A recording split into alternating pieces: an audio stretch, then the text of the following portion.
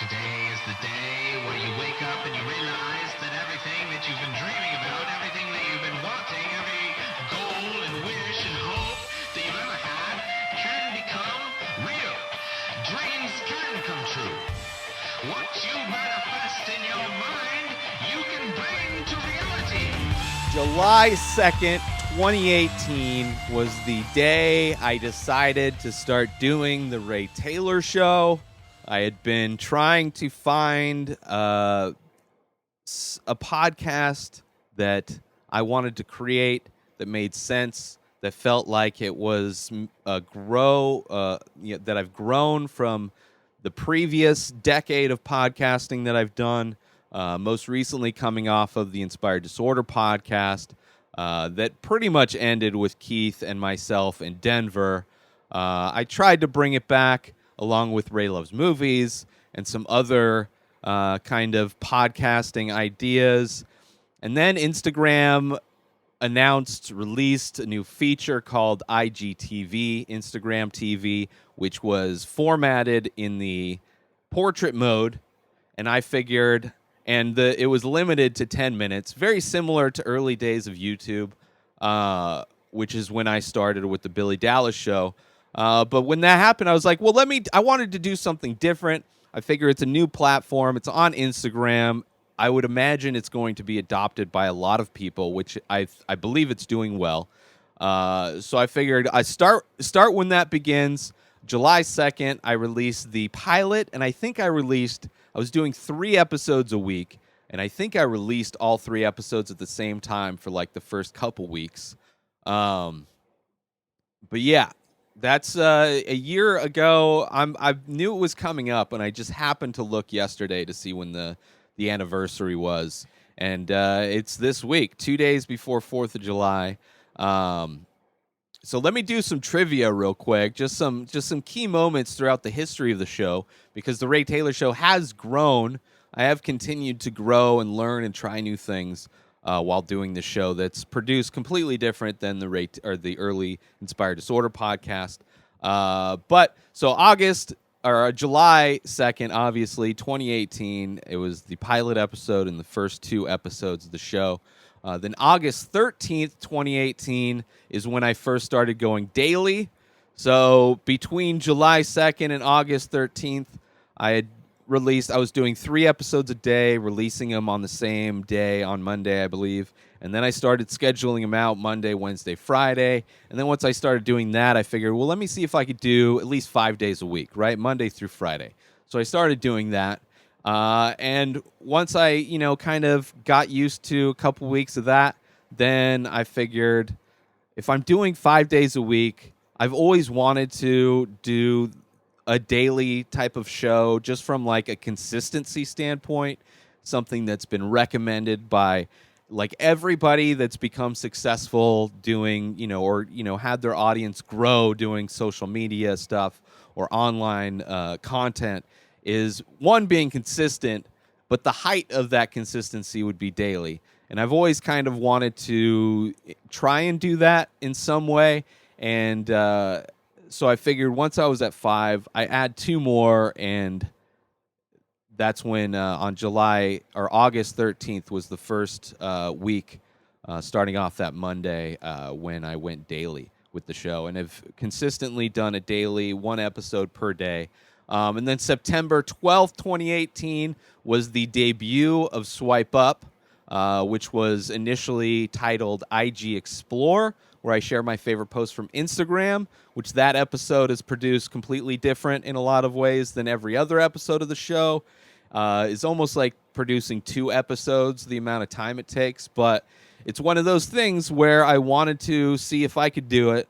It's just proof of can I do this? Can I do an episode where I have a screen, where I have the actual screen grab of my Instagram feed and talk about posts?